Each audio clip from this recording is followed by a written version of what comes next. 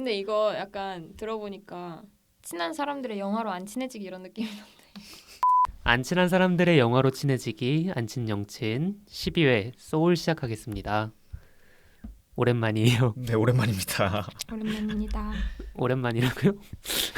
처음 아니신가? 처음이신 분이 청취가 계신데. 오랜만입니다. 아, 저희가 너무 말도 없이 뭐 사라져 버렸었죠. 네. 네, 자기소개하고 인사드리죠. 네. 안녕하세요. 저는 영화 연출과 이론에 관심이 많은 정원이라고 합니다. 네, 저는 영화 연출과 연기에 관심이 많은 코코라고 합니다. 반갑습니다. 안녕하세요. 저는 연기에 관심이 많은 슈어라고 합니다. 슈어님, 네, 이 그거예요. 김 여기까지 나왔어. 김. 항상 모든 게스트 분들이 다 거기에서 하고 넘어가시기 때문에. 성을 말하려는 걸 자제하고 네, 닉네임을 말하시죠. 그렇죠. 네, 오랜만입니다. 저 시험 치고 왔어요. 청취자 여러분. 결과가 좋다면서요? 아, 네, 결과 아주 좋고요. 네, 정말 안친정친 청취자 여러분과 함께 진행해 주시는 분들 덕분에 제가 가고 싶어 하던 학교에 입학을 하게 되었습니다. 와, 다들 박수를 쳐주세요. 이게 하다 보니까 영화 비평 쪽으로 더 공부를 하고 싶어가지고 영상이론학과라는 데 진학을 하게 됐고요. 너무 잘 됐네요. 네, 이제 제가 대학에서 열심히 배워가지고 몰래 여기 팟캐스트에서 풀도록 하겠습니다. 이제 신고 당하는 순간이 저희 종영일이다. 아, 그렇죠. 네, 슈어님 소개를 좀 더 들어봐야죠. 네. 연기하시는 분이라고. 연기 지망생이죠. 아, 지망생. 네. 이제 네. 배우고 있고 전공은 시각 디자인이고요. 네. 사실 자기 소개하기가 너무 어려워서 저는 지금 굉장히 배가 고픈 슈어입니다. 아, 이게 뭐야? 배부른 돼지가 되진 않겠다. 무슨 말씀이시죠? 예? 소크라테스의 명언 있잖아요. 아, 아, 알았어요. 소크라테스의 명언이 아닐 거예요. 배고픈 소크라테스가 낫다. 배부른 돼지보다. 이런 게 있잖아요. 그래서 포장을 해드리려고 했지만 아마 네. 이건 편집이 되겠네요. 네. 슈어는 무슨 뜻인가요? 슈어는 뭐 I'm sure 할 때 그 슈어이고요. 네. 저희 강아지 이름인데 되게 긍정적이죠. 그렇죠. 네. Why not? Sure. 이게 맞아요? Sure why not 맞잖아? 그렇죠, 그렇죠. 죄송합니다. 한국인이에요. 뭐야? 네, 오늘은 코코님, 슈어님과 함께 합니다. 네. 오늘 얘기해볼 영화 소울이고요. 네. 슈어라고 할 뻔했네. Sure. 소울입니다. 소울. 저희가 픽사 영화를 리뷰하는 게 세 번째죠 아마? 네, 토이 스토리 4도 해보고. 모아나도 했었고. 그렇죠. 이번이 세 번째인데 뭐랄까 픽사 영화 좋아하시죠? 코코님은 코코를 닉네임으로 할 정도로 코코를 그렇죠. 좋아하시고 그렇죠. 님은 어떠세요? 아 슈원님은 어떠세요? 저도 좋아합니다. 저는 업도 재밌게 봤고, 네 인사이드 아웃도 정말 재밌게 봤어요. 저는 픽사 계열 감독 중에서는 피트 닥터랑 브래드 버드를 제일 좋아하는 것 같아요. 아, 피트 닥터는 오늘 얘기할 소울 네. 공동 연출을 하신 분이고 이제 브래드 버드는 얘기 들으시면 다 아시는데 인크레더블이나 라따뚜이 같은 작품들 만드시는 또 먹여 살리시는 분이시네요, 픽사를. 그렇죠. 그리고 뭐 예전에는 아이언 자이언트 같은 2D 애니메이션도 만들었었고 그게 레디 플레이어 원에서 오마주로 나오잖아요. 아, 그렇죠. 아이언 자이언트 커다란 건담처럼 생긴 애들. 네. 그리고 또 투모로우랜드라고 망한 영화를 만든 분이시기도 합니다. 아, 그렇군요. TMI인가? 브래드 버드 짱. 짱입니다. 쉽지 않아. 네.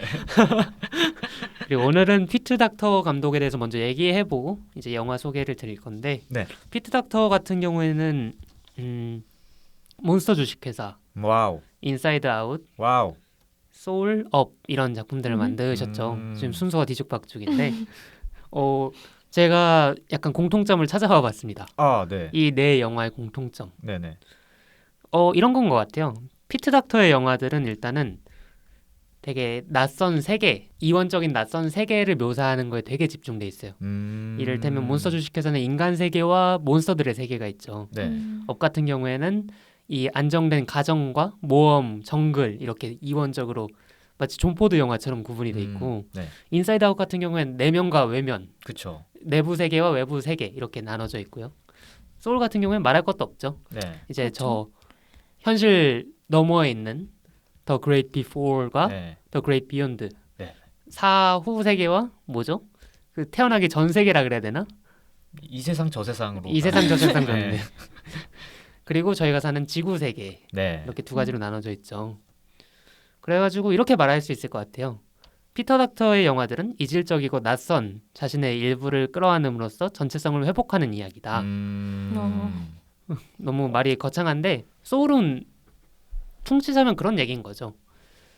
어떻게 보면 자기 꿈밖에 모르는 네. 사람이었는데 이제 죽음을 사후 세계의 경험을 함으로써 임사체험이라고 그러나 임사체험 경험을 네. 함으로써 이제 삶 속에서 죽음을 생각하고 그렇죠. 그래가지고 삶의 소중함을 깨닫게 되는 어찌 보면 되게 뭐랄까 크리스마스 캐롤 같은 얘기이기도 하고 그래가지고 몬스터 주식회사랑 업보의 경우 실제로 낯선 타인 완전히 낯선 타인이죠. 네. 괴물한테 인간의 거의 외계인 수준인 거고 업의 경우에는 할아버지 칼 할아버지한테 그 동양계 소녀는 완전 저세상 사람이잖아요. 그렇죠. 그렇죠. 그렇네요. 근데 그런 사람들을 환대하면서 이제 자신 밖의 세계와 연대를 하는 법을 배운다면 이 인사이드 아웃이나 소울 같은 경우에는 자신이 기피하고 홀대하던 것을 수용하는 거예요.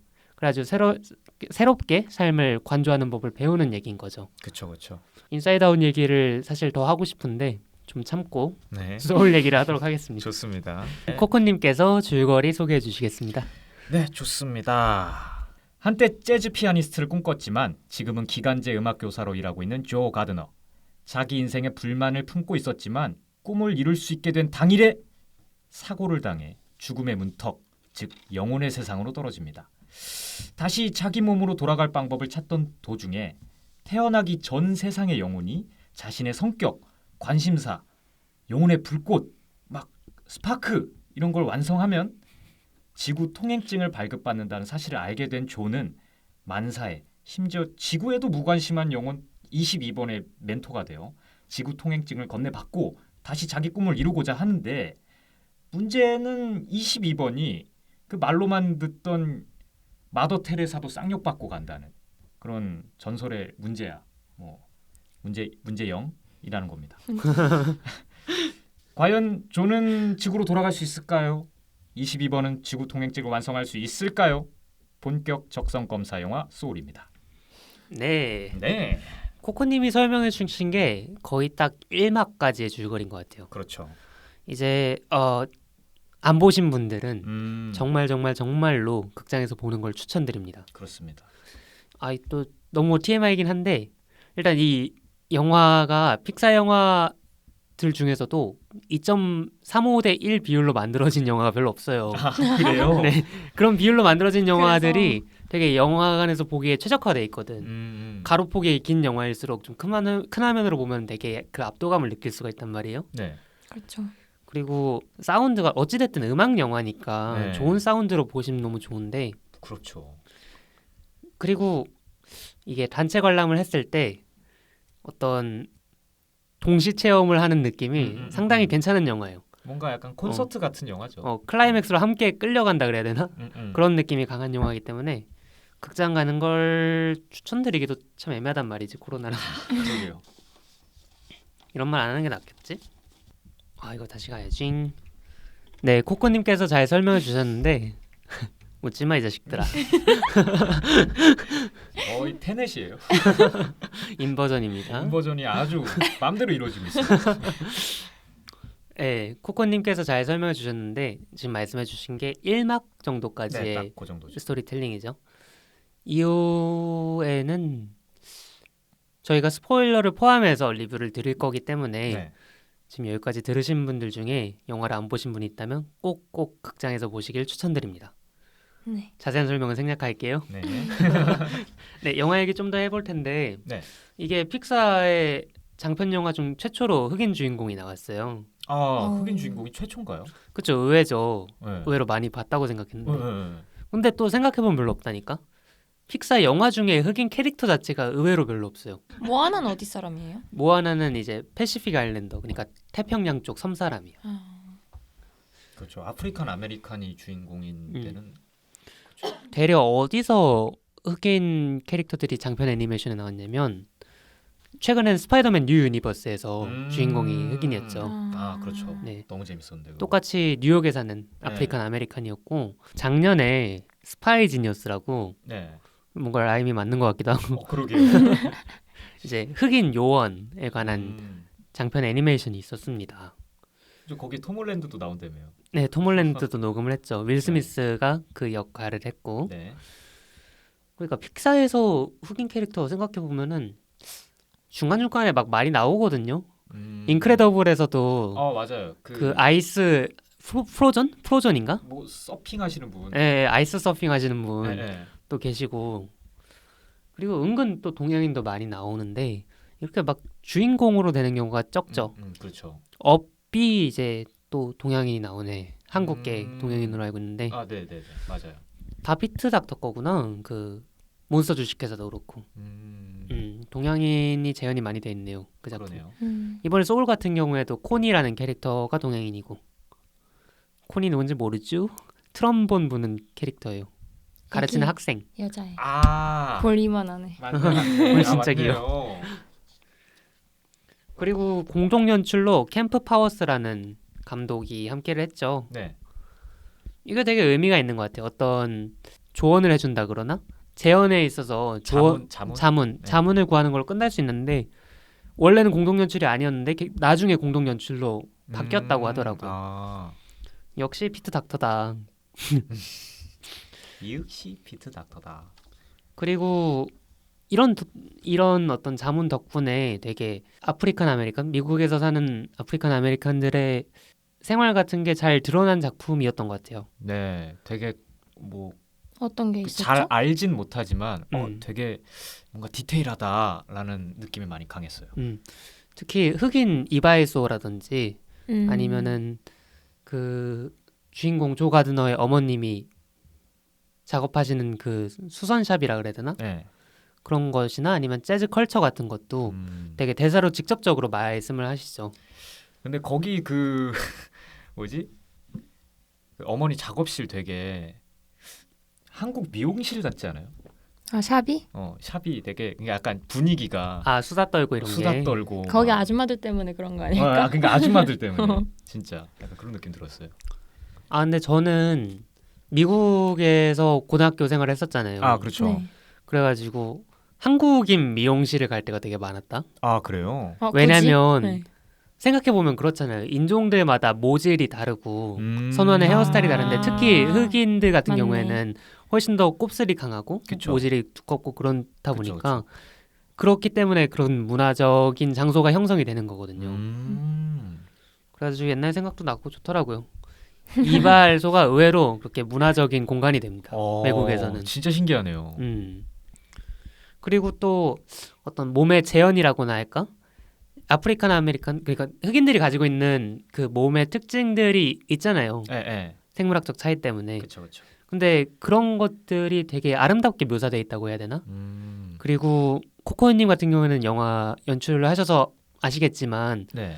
피부색마다 조명이 잘 받는 조명이 다르잖아요. 맞아요. 근데 대부분의 경우 옛날 영화는 특히 백인들이 주인공을 하는 경우가 많기 때문에 그 조명이 백인들 피부에 맞게 세팅을 해요. 맞아요. 그러다 보니까 흑인들 피부가 최적화가 안 돼 있는 거죠, 화면에. 붕 떠 보이는 그런 느낌 있죠. 근데 이 영화는 대부분이 일단 아프리칸 아메리칸들이기 때문에 네. 그거에 맞는 조명이 최적화된 것 같고 그 흑인들 피부의 매끄러운 느낌 같은 게 되게 잘 묘사됐다는 느낌을 좀 받았어요. 맞아요. 그 무대 장면들도 너무 멋있고 맞아요. 그리고 조명 관련해서는 조금 더 이따 얘기를 해보고 싶네요. 네. 네. 지금 말을 겁나 많이 하고 있는데 재밌네요. 재밌죠. 강의 약간 듣는 것 같은데. 듣는 맛이 있지. 그리고 뭐 픽사의 PC 트렌드에 대해서 살짝 얘기를 해보고 싶었는데 네. PC, PC. Political Correctness죠. 어. 정치적 올바름. 네. 이런 흑인, 재즈를 다룬 디즈니 영화가 있긴 합니다. 있나요? 뭐죠? 재즈를 다룬 첫 글자 공. 맞추고 싶어. 공? 공. 07 시리즈는 아닐 테고. 디즈니요? 네, 디즈니. 애니메이션? 재즈를 심지어 2D. 2D? 아 모르겠다. 모르겠다. 아 근데 옛날 영화 가볍게 아니에요. 포기. 공주와 개구리입니다. 재즈를 안 봤어. 다뤘나요? 네, 공주와 개구리는 뮤지컬 영화인데 전부 다 재즈로 구성돼 있고 아 진짜요? 빌런부터 주인공까지 전부 아프리칸 아메리칸이에요. 오.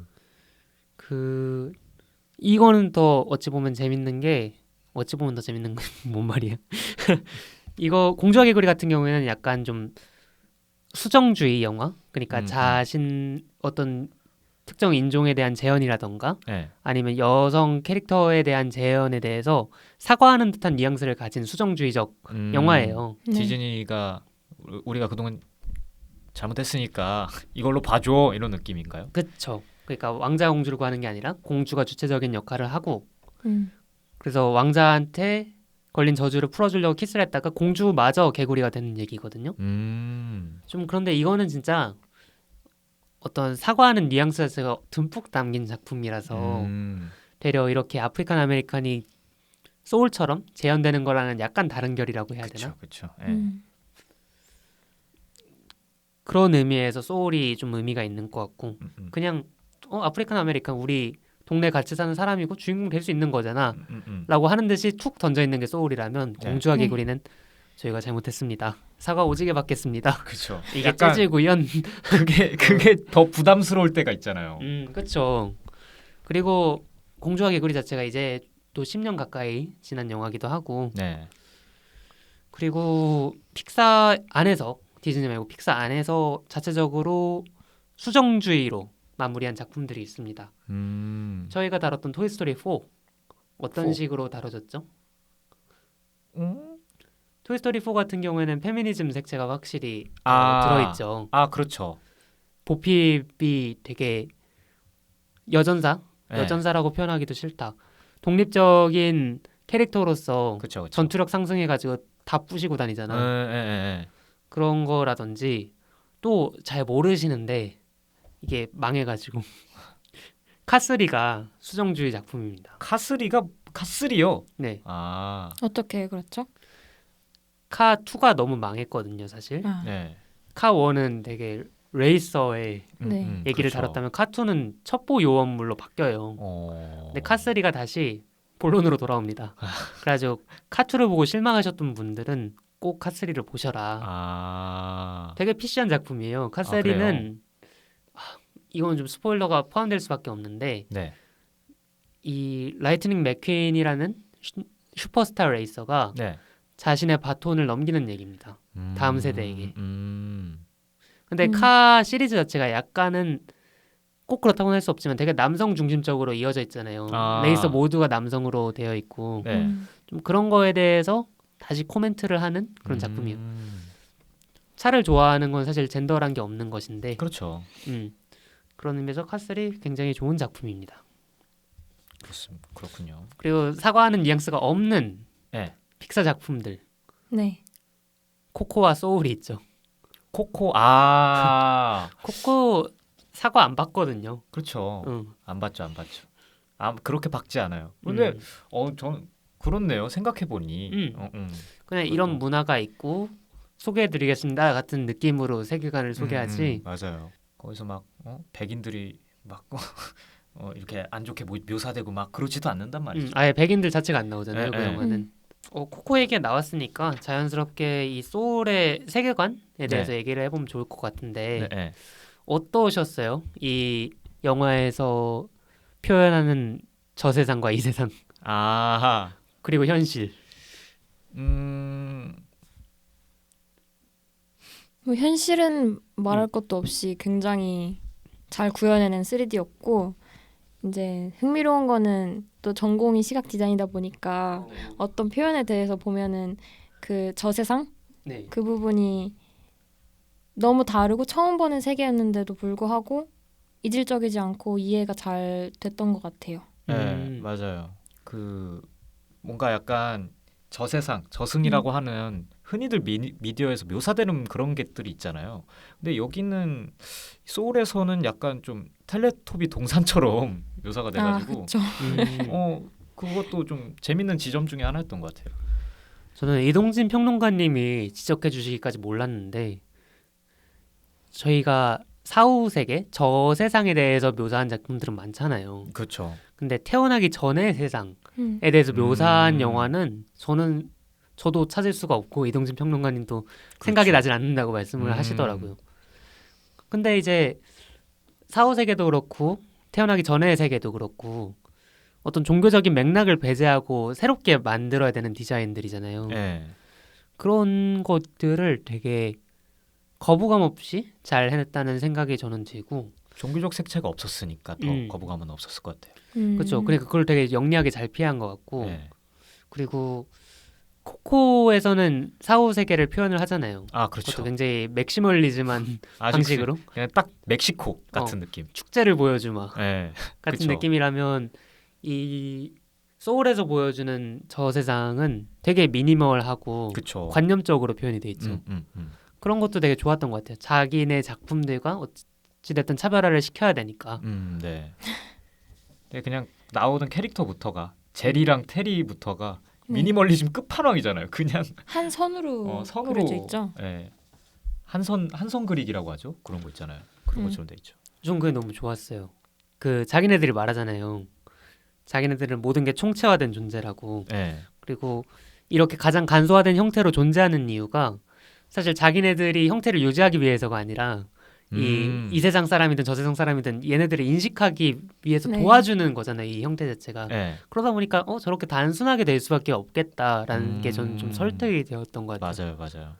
그리고 아까 쇼님이 말씀하신 대로 되게 지구에서의 세계는 최대한 리얼하게 표현이 돼 있잖아요. 애니메이션임에도 불구하고. 네. 네.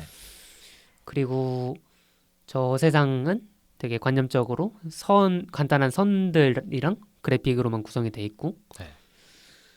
그런데 저는 음악도 좀 재밌었던 게 저 네. 세상에서는 신디사이저 음악 같은 걸 쓴단 말이에요. 비트 찍듯이. 근데 이 세상에 오면은 이 지구에 오면은 재즈풍의 음악들이 나와요. 그렇죠. 네. 근데 이 영화가 클라이맥스가 또 있지 않습니까? 22와 조 가드너가 지구로 뛰어들 때 그 두 네. 음악이 섞이는 거 아셨어요? 그랬어요. 네, 신디사이저 오. 음악이랑 재즈 음악이 섞인단 말이에요. 이거 다시 볼 때 진짜 꼭 한번 들어보세요. 저 두 번째 보고 알았는데 너무 근사합니다. 쫀다. 그러니까 이게 여기서 더 이어서 말씀드리면 좋을 것 같은 게 수선한다는 게 되게 중요한 모티브로 나오잖아요. 네. 이 조 가드너의 어머님이 네. 늘 어찌 보면 삶의 구멍을 꼬매 오셨던 네. 가정의 가장이시고 그렇죠. 나머지 둘은 한량이시고 근데 그거랑 더불어서 저는 이 이야기 구조 자체가 어떤 바느질과 되게 유사하다는 생각을 했거든요. 이게 말씀해준 주실거리가 1막이라고 말씀드렸는데 네. 2막은 뭐냐면 이제 문윈드의 도움을 받아가지고 고양이랑 조 가드너의 몸으로 두 사람이 들어가는 거잖아요. 그렇죠. 그래서 3막 같은 경우에는 조 가드너가 훌륭히 공연을 하고 나서 벌어지는 일들일 텐데 네. 이 1, 2, 3막 자체가 이 두 가지 세계를 왔다 갔다 한단 말이에요. 이것이 마치 바느질할 때 바늘이 왔다 갔다 위아래로 가는 거와 유사하다는 생각이 들고 네. 그리고 이게 애니메이션이기 때문에 안 짜치는 것 같아요. 예를 들면 이것이 실사 영화고 저 세상으로 갈 때마다 저런 그래픽으로 구현을 한다고 했을 때 이게 되게 이질적이고 그렇네요. 되려 관객들이 거리감을 두게 될 거란 말이에요. 그렇죠. 이거 영화잖아 음. 라고 하는데 이건 되려 애니메이션의 장점으로 최대한 끌고 올라온 게 아닌가라는 생각이 들 정도로 이것이 애니메이션인 건 관객들이 알죠. 네. 이건 네. 진짜가 아니란 거 알아요. 근데 몰입을 했죠. 네. 그 상황에서 이제 관념의 세계를 보여주는데 그게 다른 세계라는 걸 확실히 보여주면서 이게 환상에서 깨질 않는 거예요. 소격 그러네요. 효과 자체가 없는 거죠. 그렇다 보니까 이게 진짜 애니이기 때문에 할 수 있는 네. 세계의 묘사고 스토리텔링이구나. 어차피 우린 남이니까. 그렇죠. 애니메이션은 남이니까. 남이니까. 현실이 아니니까 그렇죠. 라는 생각으로 볼 수가 있는 거죠. 그렇기 때문에 몰입하기에도 굉장히 좋은 스토리텔링과 매체였다. 매체 자체가 음. 딱 떨어졌다. 저는 이런 거 이제 죽거든요. 매체의 특성의 최대치를 보여줘야지. 그렇지. 영화를 만들려면 영화다워야지. 그렇죠. 애니메이션을 만들려면 왜 애니메이션인가에 대해서 답변을 할 수 있어야 된다고 생각해요.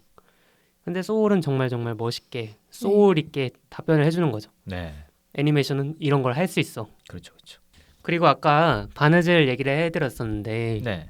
이게 그 왔다 갔다 하는 이야기의 전개 또 바늘과 비슷하지만 네, 이 이야기의 전체적인 메시지도 전 똑같다고 봐요. 그렇습니다. 네. 맞습니다. 멀리 떨어져 있는 이 처원을 네, 봉합시켜주는 얘기인 거죠. 음. 이 처원의 정체는 뭐냐? 원래 삶과 죽음은 저희 삶 안에서 합쳐져 있는 것인데 늘 보여지는 것이고 근데 저희 현대인들은 죽음을 굉장히 멀리 두잖아요. 그렇죠. 근데 이건 결국엔 카르페 디엠이자 메멘토 모리 같은 얘기인 게 네. 카르페 디엠은 아는데 메멘토 모리는 뭐죠? 메멘토 모리는 죽음을 기억하라. 아, 죽음을 기억하라. 저 세상, 저 사후 세계에 대한 관념을 이제 이 조가너라는 캐릭터가 회복함으로써 삶과 일상의 소중함을 알게 되었다. 네, 네. 이런 얘기로도 볼 수 있는 거죠. 그렇죠. 이러한 바느질을 통해서 봉합이 된 거죠. 죽음이라는 개념 자체가 삶에. 네. 그리고 22번이 조 가드너 몸에 들어가서 하는 행위 자체도 약간 수선의 행위라고 볼 수 있죠. 그렇죠. 수선의 행위. 더 파고들면 좋을 것 같은데 저는 그 22랑 조 가드너가 네. 수선샵에 가가지고 어머님이랑 얘기하는 장면을 굉장히 좋아하는데 네, 네. 네. 저는 이 장면에서 라따뚜이가 되게 생각이 나더라고요. 음. 저는 라따뚜이를 되게 좋아하는 게 이게 일종의 여러 캐릭터들이 있는 게 아니라 한 사람의 머릿속에서 일어나는 관념 같은 거라고 생각을 하고 보면 되게 재밌더라고요. 이를테면 이 램이라는 존재, 그 쥐 새끼 있죠? 이 네. 머리로 조종하는 쥐새끼. 지지. 네. 쥐. 그 친구가 일종의 이 남자 주인공 랭귀니의 무의식 같은 것이라면 랭귀니는 육체고 이제 레미가 무의식인 거죠. 네. 그래가지고 랭귀니로서는 상상도 할 수 없는 거를 이 쥐가 조종을 함으로써 충동적으로 해버리잖아요. 네, 네. 그 장면이 저는 이 22랑 조 가드너의 관계랑 되게 유사하다고 생각을 하는 거예요. 네. 그 조 가드너 같은 경우에는 되게 꽉 막혀 있는 찐따기 때문에 네. 어머님한테 자신의 불만에 대해서 한 번도 토로를 해본 적이 없잖아요. 그렇죠. 근데 이 22가 뭐 그렇게 말하라고 오케이 하고 음. 잘못된 아바타 데이트 마냥 네. 그냥 싹 말하잖아요. 그렇죠, 그렇죠. 엄마 제 꿈도 신경 안 쓰시잖아요. 네. 이런 거 자체가 라따뚜이랑 유사한 점이 있고 그리고 그 조가드너 입장에서는 자기 삶을 항상 1인칭으로만 봐왔던 거예요. 모든 사람들과 마찬가지로. 하지만 고양이로서 이제 자신의 몸과 어머님이 대화하는 걸 보다 보니까 거리두기를 하고 있는 거죠. 제3자로서 자신의 삶을 조망을 하고 있는 거예요. 그렇죠. 그러니까 이게 일종의 명상 같은 거죠. 네. 자신의 삶을 제3자로서 관찰을 하고 거기서 아 내가 이렇구나. 그리고 내 삶은 이래서 똑같은 방식으로 반복이 되었던 거구나를 자각을 하는 일이니까. 그렇죠. 자각을 함과 동시에 약간 그런 경험들 많으실 겁니다. 그 약간 싸움 잘 못하시는 분들 있잖아요. 그럼 집에 돌아와가지고 아 이렇게만 했어야 되는데 이게 또 멀리 보기, 거리두기가 가능했기 그렇네요. 때문에 과거의 일이니까 거리두기가 가능했던 거거든요. 그렇죠. 맞아요. 그럴 때 되게 뭐라고 말했어야 될지가 다 생각이 나잖아요. 그렇죠, 그렇죠.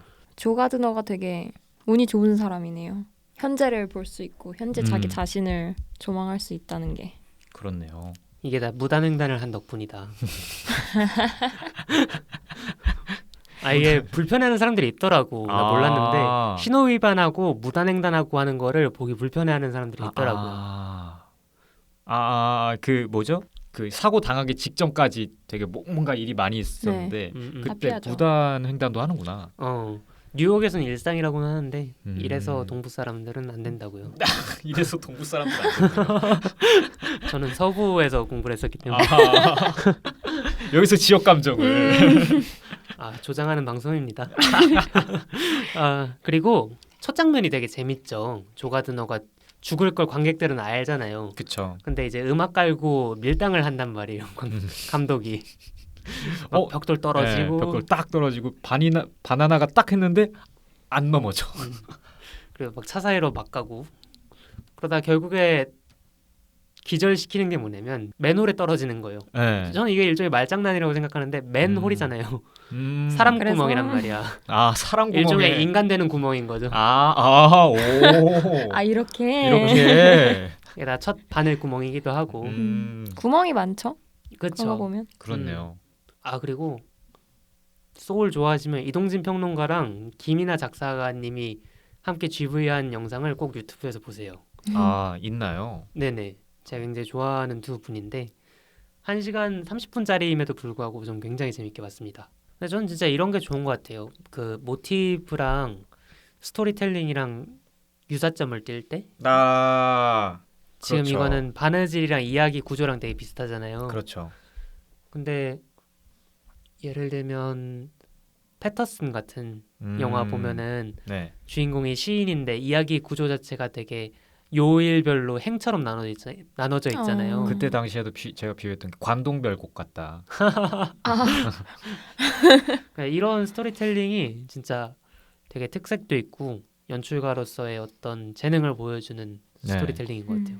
이것도 그 바느질도 바느질이지만 일단 제목이 소울이잖아요. 네. 그리고 흑인 장르 소울. 음악 장르 중에 소울이 또 있으니까 그거를 연결했다는 게 저는 여기 이게 음악 영화인지 몰랐거든요. 그러니까 음악이 그게 모티브인 영화인지 몰라가지고 그래서 되게 신기하다고 생각을 했었어요. 그렇죠. 저도 몰랐는데 네. 영혼의 소울과 네. 이제 재즈에서 말하는 소울을 네, 네. 합쳤다는 얘기시죠. 그렇죠, 그렇죠.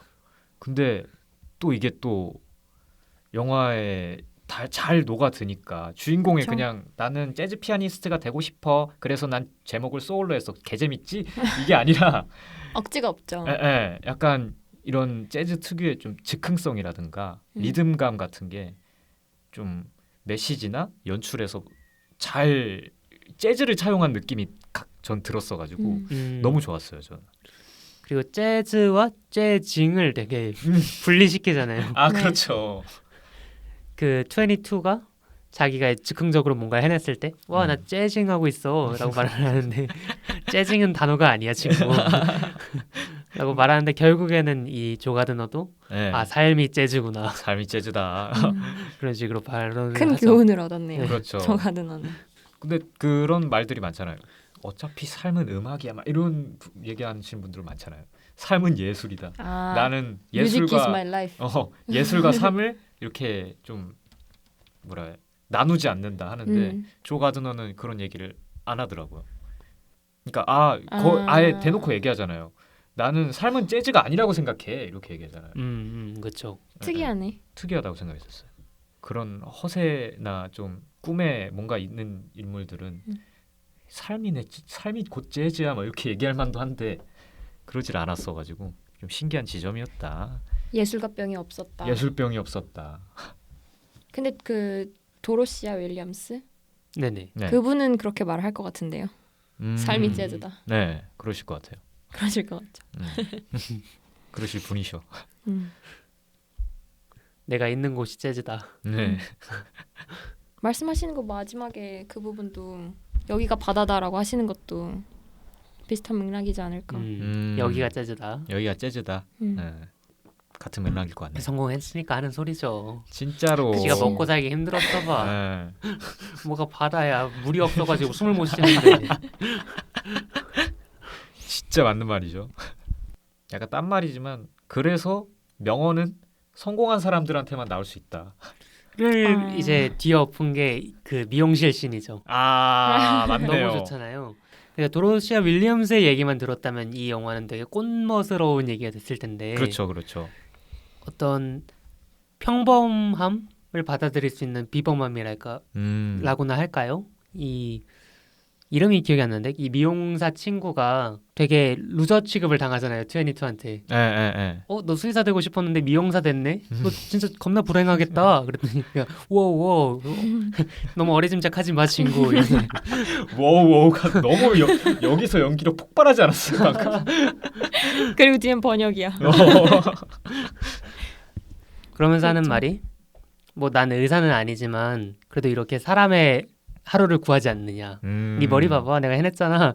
그리고 난 너랑 이렇게 수다 떠는 게 너무 행복하다. 이렇게 말하는 거 자체가 되게 삶의 소중함을 알고 있고 또 자아 실현 자체에 집착하지 않는 어떤 인간 군상을 잘 보여주는 장면이죠. 그렇네요. 이 장면이 사실 더 감동적이었어요. 도로시아의 장면보다. 맞아요. 맞아요. 약간 그거는 진짜 약간 성공한 사람들이다 보니까 뭔가 확 와닿는 건 없는데 그 이발소에 명언이란 명언이 다 있었죠. 맞아요. 그 부분만 잘라서도 단편처럼 보기 좋을 것 같은 정도예요. 맞아요. 음. 되게 좋은 단편이 될 것 같아요. 그런 것도 또 좋아하시나? 피트 닥터가 업에서도 그 할아버지 삶을 쭉 보여주는 짧게 보여주는 장면이잖아요. 한 4분 정도? 네. 거기도 하나의 단편으로서 되게 가치가 있는 작품이고. 맞아요. 그런 얘기가 되게 많았었죠. 그런 얘기들도 있더라고요. 좋은 씬 자체가 기승전결을 다 담고 있기 때문에 그거 하나만 잘라도 좋은 영화가 된다고. 그걸 굉장히 잘 아는 게 피트 닥터인 것 같고 또 오프닝 장인인 것 같아요. 제가 봤을 땐. 저는 이 소울과 처음에 사랑에 되게 잘 빠질 수 있었던 게 네. 픽사 영화 사상 가장 긴 오프닝 시퀀스가 아니었을까? 타이틀 시퀀스가 아니었을까 생각이 돼요. 제가 재보니까 10분에서 11분 정도 되는 것 같더라고요. 진짜요? 타이틀 시퀀스가 나오는 지점이 어디냐면 이제 이 조가드너라는 사람이 원하는 목표를 저희가 정확히 알고 있고 네. 또 이 목표를 이룰 뻔한 날에 죽어가지고 더 그레이트 비욘드에 가기 직전에 구멍에 빠져서 또 더 네. 그레이트 비포로 가는 그쵸. 그때 거기까지. 소울이 나오거든요. 네. 그렇게 한 11분이 걸리는데 굉장히 훌륭하죠. 왜냐면 저희는 예고편을 봤으니까 얘가 죽을 걸 알고 있으니 딱 너희가 아는 지점까지 보여주겠다라는 거거든요. 네. 맛을 아시는 분이다. 업도 마찬가지죠. 할아버지가 주인공인 걸 아니까 아기 때부터 시작해서 할아버지가 되는 모습을 오프닝 때까지 보여주겠다. 이런 거거든요. 그리고 오프닝 시퀀스에서 되게 중요한 대사가 있죠. 뭐야 내 바지 어디 갔어? 알아요? 네. 그것도 재밌더라고요. 유튜브에서 디즈니 채널이었던 것 같은데 이 영화에 참여했던 한국 제작자분들 네. 스태프분들을 인터뷰를 따로 모아놓은 게 있는데 이제 왜 그렇게 한국 이름들이 많이 들어가 있으며 대사가 들어가게 된 비하인드는 무엇인지 네. 그런 것들을 정리하는 영상이 있는데 그것도 재밌었어요. 근데 맞아요. 이름도 많이 나오죠. 그 간판도 멘토로. 일부러 이렇게 하고. 그 22번이 지내는 굴 같은 곳 있잖아요. 네. 거기 벽에 다 뭐 희진 뭐 이런 식으로 이름 붙어 있고. 런닝맨 멤버 마냥 이름표를 그렇게 콜렉트해가지고 한글이 보이니까 그렇더라 진짜. 그러니까요. 재즈 얘기 관련해서 더 하실 거 없나? 재즈 그거 클라이맥스는 제가 생각하는 클라이맥스는 사실 그거였었거든요. 사막 들어가는 거기 시점 있잖아요. 22화의 여정에서 그 얻은 작은 부스러기를 이렇게 악보대에다 놓고 연주하는 거. 그게 좀 재징이 아니었나. 재즈와 재징이 합쳐지는 순간이다. 그렇죠. 그쵸. 그리고 사실 전해주는 메시지 자체는 되게 직접적이잖아요. 그렇죠. 내가 악보가 아니라 일상을 연주해보겠다 이런 것일 텐데 사실 그냥 다른 뭔가 한국 단편이나 이런 데서 그런 걸 딱 해줬으면은 되게 노골적이고 구리다. 애니 아니면 짜친다니까. 그러니까 짜칠 것 같더라고요. 근데 그런 순간이 있어요. 영화 보다가 드물게 극장에서 보고 있고 아직 클래식으로 인정받은 작품이 아닌데 이 영화 되겠구나라는 걸 느끼는 순간과 이 영화의 이 장면이 나와 되게 오랫동안 함께하겠구나라는 그런 인식과 플러스 지금 다른 관객들도 나랑 같이 머리채 붙잡혀가지고 감동으로 이끌리고 있다. 감독이 내 머리채 끌고 가고 있다라는 걸 느끼는 순간이 있는데 네. 저는 되게 오랜만에 그런 걸 느꼈던 장면이었어요. 말씀하셨던 장면이. 맞아요. 되게 이상하잖아. 아무 말도 안 하는데 관객들은 뭔가 이거 딴 애들한테도 먹혔다. 그죠. 인식이 되는 순간이 있거든. 지금 나만 느끼는 게 아닌 것 같은 이거 거야. 왔다. 왔다. 그렇죠. 되게 근사한 장면이죠. 네. 그리고 연출적인 측면에서 그 장면은 뭐가 나올지 사실 우리는 알고 있잖아요. 그렇죠. 여기에서 한번 이렇게 도시를 보여줬으면 그치. 지구가 나오겠네 하는 걸 아는데 이것이 그럼에도 불구하고 감동적일 때 이것은 저희가 말로는 설명할 수 없지만 연출적으로 고민이 많았고 어쨌든 실현을 해냈다 라는 거에 되려 큰 점수를 주게 되는 것 같아요. 이거 뻔해 클리셰 이렇게 말하는 게 아니라 이 사람은 뻔한 메시지임에도 불구하고 어쨌든 그의 방식대로 해냈다. 클리셰를 살렸다 라는 거는 이건 진짜 클리셰를 살리기가 더 어렵잖아요. 약간 뻔한 장면인데 와닿았어. 이거는 진짜 쉽지 않은 거기 때문에. 뭐 메시지나 주제 자체도 그렇게 대단한 이야기까지는 아니죠. 그냥 누구나 삶에서 그렇죠. 공감하는 그런 이야기니까. 그리고 되게 시적절하다면 시적절하고 아니라면 아닌 게 네. 소확행이라는 이 키워드 자체가 되게 저희 한국 사회에서는 한번 지나갔잖아요. 그렇죠. 근데 그 와중에 코로나가 와버렸고 네. 심지어 이제 영화를 보러 극장에 가는 것조차도 소확행으로 치지 못할 만큼 밖에 나가는 게 어려워졌었던 순간들도 있었는데 네. 이렇게 영화가 다시 한번 일상의 행복을 말해줄 수 있다는 것 자체가 되게 스토리텔링의 이야기의 힘이라는 생각이 좀 들어요. 네. 그리고 또 이걸 얘기하는 게 픽사고 애니메이션 회사고 네. 그리고 그리고 되게 다루고 모든 있는 세대에게 두루두루 필요한 얘기여서 이런 얘기야말로 좀 꾸준히 만들어줘도 되는 얘기가 아닌가. 그리고 그런 얘기가 자칫하면 지루해질 수 있는데 이야기의 볼륨 자체는 컸어가지고 맞아요. 이게 또 착하면 재미없어지잖아. 네. 꽃모 같아지고. 꽃모 같아지고 그러는데 음. 확실히 애니메이션은 꼰대가 될 수 없는 그런 게 있어요. 항상 열심히 살아야 한다, 뭐 노력해야 한다 이런 얘기를 듣고 네. 살아왔잖아요. 저희는. 아 그렇죠. 그렇죠. 근데 그런 와중에 좀 그게 다가 아니고 삶의 목적은 다른 곳에 있고 네. 우리가 흔히 말하는 의미 없는 삶이라는 게 의미 없는 삶이 아니다라고 네. 대변해주고 있어서 좋은 거죠. 그렇죠. 그리고 그 얼스패스라 그러나 지구 통행증 보면은 네. 성격의 7가지 파트를 채워야지 지구 통행증이 되는 거잖아요. 그렇죠. 네. 근데 이 스파크 불꽃이라고 하는 게 중앙에 있는 무언가가 아니라는 게 전 되게 좋았어요. 시각적인 네. 디자인으로도. 음. 그러니까 스파크가 삶에서 제일 중요한 게 아니고 삶에서 단일적인 목적인 것도 아니고 그냥 자신을 이루는 하나의 구성체라는 거죠. 네. 그 7분의 1 정도. 딱 7분의 1 정도라는 삶에서 거. 열정이 있는 거, 삶에 대한 열정을 만들어내는 무언가 정도로 저는 스파크를 이해를 했었는데 네. 그게 되게 스마트한 초이스인 것 같아요. 이 영화가 이건 김이나 작사가가 했던 말인데 네. 이 영화가 어떤 삶에서의 열정을 찾아내는 여정으로 끝났더라면 이거야말로 되게 꽃멋스러운 얘기가 되는 거죠.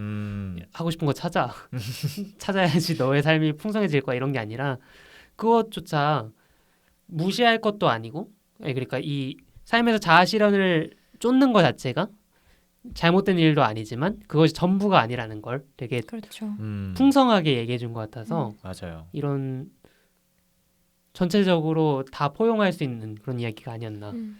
그러니까 앤드류 네이먼이 봤어도 좋아할 얘기다. 맞네. 앤드류 네이먼은 이제 위플래시 그렇죠. 주인공이죠. 예. 앤드류 네이먼이 봤어도 그렇게 내가 너무 그렇게 했다 이런 게 있겠죠. 예.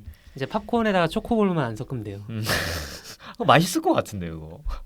아빠만 좋아한대잖아. 아빠는 싫어하고. 그거 뭐야? 진짜 TMI. 맛있겠다. 위플래시에서 그 초코볼을 아빠가 막 팝콘에다 섞어요. 네. 근데 아들은 안 좋아하는데 아빠는 그걸 몰라가지고 맨날 영화 볼 때마다 섞는단 말이에요. 그러니까 약간 한국에서는 한국으로 따지면 약간 국밥에 깍두기 국물 넣는 뭐 그런 정도인가 취향이야. 보죠. 예. 그 정도야? 왜 맛있을 것 같은데? 아니, 맛있을 것 반전이잖아. 안 물어보고 탕수육 부먹하는 거죠. 그럼 안 되지. 어. 그럼 안 되지. 그럼 안 되죠. 위플래시랑 얘기를 해도 좋을 것 같은데 네. 위플래시의 엔딩에 대해서 생각을 해보자고요. 앤드류 네이먼이 이제 플래처의 계략에 빠져가지고 뭐 될 뻔한 상황인데 네. 앤드류가 내가 큐할게 네가 따라와 이러면서 들어보면 미친놈처럼 치잖아요. 딱 그 대사가 안 들어갔지만 그 대사가 들어가야 될 것 같은. 지읒가라는 말이 들어가야 될 것 같은 그런 그러니까 장면이죠. 이게 뭐냐면 앤드류가 삶에서 완전히 추락할 뻔했다가 완전히 뛰어 올라서 날아버리는 얘기란 말이야. 그렇죠. 이건 자아 실현의 순간에서 그냥 영화 딱 끝나는 거예요. 네. 근데 이 영화 소울이 되게 지혜로운 건 뭐냐면 그냥 하고 싶은 걸 준단 말이죠. 이 캐릭터한테. 네. 너 그래 재즈 피아니스트로 성공해봐. 그리고 그 이후의 이야기를 다루고 있는 거잖아요. 네. 그것이 심지어 이야기의 3분의 2 정도만 해당하는 것이고 그렇죠. 그런 거 자체가 저는 되게 음악과 자아 실현을 얘기하면 하는 영화 중에서도 한 단계를 더 앞을 나간 작품이 아닌가? 근데 이게 사실 음악 영화로 보기에는 좀 음악의 비중이 좀 적은 느낌이 있긴 하지만 그렇죠. 그럼에도 불구하고 자아 실현을 얘기하는 영화 중에서 되게 흥미로운 플롯이다라는 음. 생각이 전 들어요. 아 근데 저는 그 아직도 사실 스파크가 네. 여기에서 뭘 의미하는 건, 이 영화에서 뭘 의미하는 건지 잘 모르거든요. 삶의 목적이 근데 스파크가 삶의 목적이 아니래매요. 그럼 스파크가 뭐냐고요?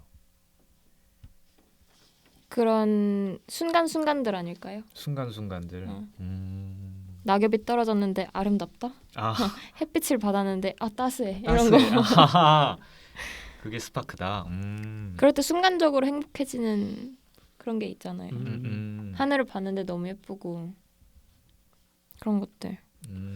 그게 그쵸. 그것이 약간 22의 스파크라고 저는 생각을 했고, 아, 또 다를 수도. 네, 이제 있겠네요. 다른 애들 같은 경우에 멘토의 도움으로 스파크를 만들어내긴 하잖아요. 네. 네. 근데 그것이 이제 그 사람의 삶의 목적이라기보다는 그 사람이 삶에 갖고 있는 열정 중 하나라고 저는 이해를 했었어요. 둘 다 맞는 말인 것 같네요. 네. 맞아요. 그렇네요.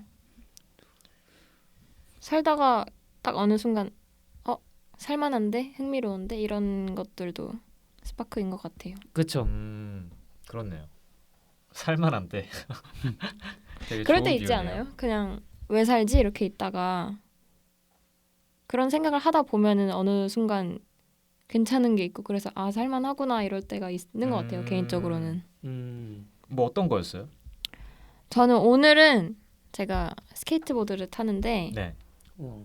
이게 바퀴가 잘 굴러가면 기분이 그렇게 좋을 수가 없습니다. 아하. 달그락거리는 그 느낌이 아. 되게 살아있는 느낌.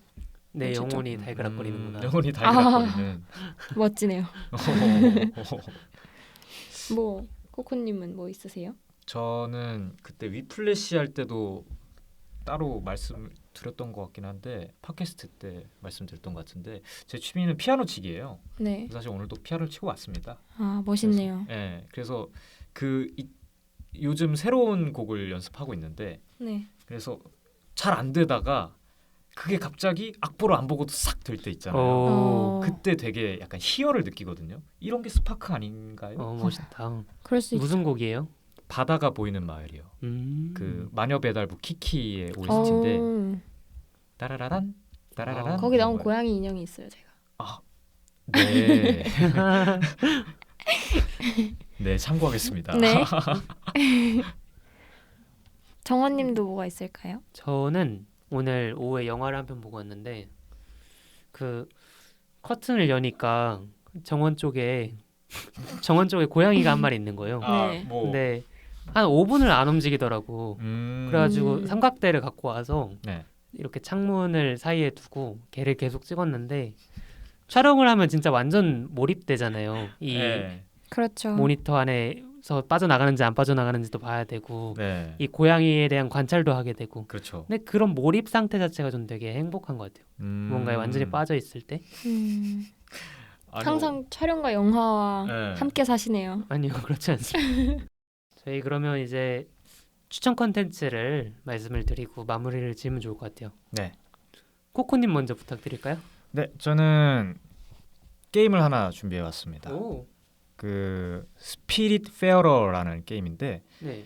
그 이 영화에서 그거 있잖아요. 그 문윈드? 네. 문윈드가 배 피피. 타면서 막 하잖아요. 네. 그러니까 여기에서는 그 소년 하나랑 고양이 한 마리, 여우죠. 여우 한 마리가 이제 그리스 심화에서 카론 있죠. 카론이 뭐예요? 뱃사공. 그 스틱스강 건너는 뱃사공. 이렇게 해가지고 그 뱃사공 자리를 이어받아서 이제 영혼들을 태워다 주고 배를 막 이렇게 꾸미고 그리고 결국에는 성부를 시켜주는. 그러니까 여기에 있는 탄 선원들을 성부를 시켜주는 건데 저도 지금 약간 살까 말까 고민 중이긴 한데 사람들이 하는 걸 봤어요. 네. 그 약간 유튜브에 그런 거 있잖아요. 그리고 봤더니 되게 힐링이 될 것 같은 그런 느낌이 들더라고요. 아, 그 내용의 게임이라는 거죠? 네, 게임입니다. 흥미롭다. 이름이 뭐예요? 스피릿 페어럴라는 게인데 스팀에서 31,000원에 구매하실 수 있고요. 홍보야? 돈 받았는데. 저도 네. 얘기할까요? 네. 편하십니다. 저는 노래를 준비해 왔습니다. 네. 테일러 스위프트의 22 이거요. 저작권 문제 때문에 직접 불러주셔야 될 것 같은데. 아 제목을 말하면 안 되고요? 아니요. 아 노래를 못 들어서 네, 노래 못 들어서. 조용히 하세요. 자, 왜 골랐는지는 대충 짐작이 가실 것 같은데 네. 주인공이 22가 있죠. 그리고 또 하나 생각이 난 게 있어요. 네. 조 가드너의 어머니가 테일러입니다. 아 그렇네. 그래서 테일러 천재다. 스위프트의 22 추천합니다. 그 가사가 지금 정원님 표정 보이세요? 정원님이 제일 좋아하는 거예요. 아 이런 거 이 상황이 제일 좋아하는 거예요. 어떻게 맞아 떨어지는 거 네, 딱 맞아 떨어지는 거. 가사를 조금 읊어드리고 싶어요. 아, 이걸 영어로 해야 되나? 우린 행복하고 자유롭고 혼란스럽고 외롭고 근데 그게 다 최선의 방식으로 그렇다. 뭐 이 상황이 마법과도 같고 뭐 오예 이런 식으로 하거든요. 오 예. 그게 뻔한 말인데 와닿는 부분도 있고 그래서 또 소울이랑 통하는 부분이 있지 않나 생각합니다. 22의 마음이랑도 비슷하네요. 그러네요. 그렇죠. 네, 사탕 피자도 있지만 지하철에서 이렇게 사람과 부딪힐 때도 있고 음, 하지만 그것마저 좋았다. 그것도 좋다. 저도 노래를 하나 갖고 왔는데 네. 이거 되게 유명한 곡이에요. 브루노 메이저의 Nothing이란 곡입니다. 저는 처음 들어보는데요. 이거 곡 내용이 너랑 아무것도 안 하는 것만큼 좋은 것은 아무것도 없다. 라는 내용이에요. 그러니까 너랑 아무것도 안 하는 게 난 너무나 좋다. 이런 얘기인데 네. 되게 일상에서의 사랑하는 사람과 하는 일들에 대해서 이렇게 쭈루룩 나열이 돼 있는 그런 몽타주 같은 노래입니다. 되게 듣기 좋아요. 되게 모닥불 듣는 느낌이라 그래야 되나? 그러네요. 그리고 또 이런 영화를 봤다고 해서 저희가 꾸준히 일상에 대해서 감사하는 마음을 가지기가 어렵잖아요. 네. 그렇죠. 그래가지고 또 추천하려고 갖고 온 게 넷플릭스에 있는 영상 중에 헤드스페이스 명상이 필요할 때라는 영상이 있습니다.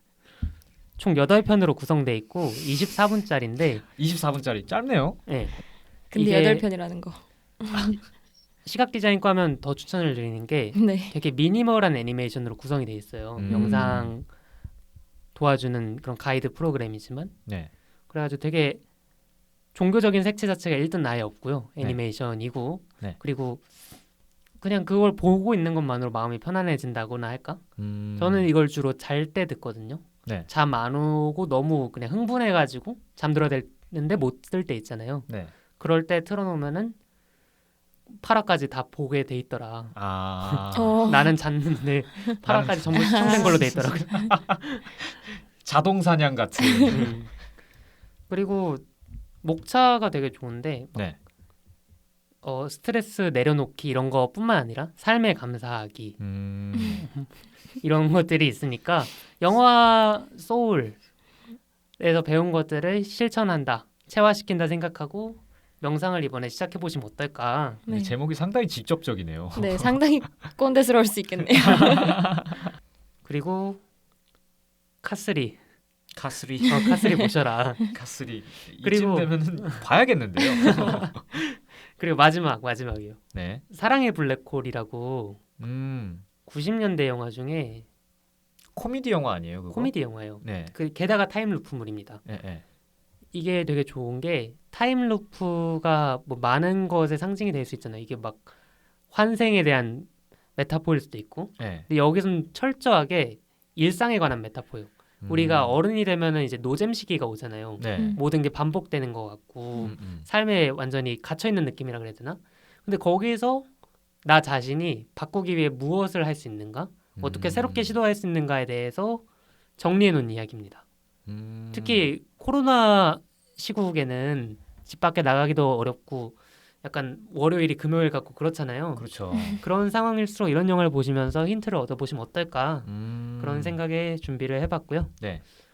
저희가 준비한 건 여기까지죠. 그렇죠. 네. 아, 또 이렇게 시간에 쫓겨가지고 마무리를 하게 되는데 항상 용두삼이 엔딩이어가지고. 전 그렇게 생각하지 않습니다. 않습니까? 네, 사두삼인가요? 사두삼이. 네, 이렇게 오늘 님과 이렇게 슈원님과 네. 첫 방송을 해보게 되었고 네. 저희 이제 2주에 한 번씩 업로드 하려고 노력을 하겠습니다. 네, 뭐 장담은 흔들렸는데? 못하지만 제가 학교 생활을 하면서 이제 하는 거라서 네, 이제는 바쁜 네. 대학생 새내기시기 때문에 와, 어떠셨어요, 슈어님은? 말을 많이 안 한 것 같긴 한데 네. 워낙 강의 듣는 느낌으로 즐거웠고 아, 또 정우님이 준비를 정말 많이 해오셨어요. 맞아요. 보이진 않겠지만 네, 그래서 뭐 저도 많이 배워가는 것 같네요. 저도 항상 배우는 마음으로 팟캐스트 참여하고 있습니다. 네, 저희 셋의 분량 조절을 좀 다음엔 해보도록 하겠습니다. 네. 그러면 다다음 주에 뵐게요. 안녕. 안녕. 안녕.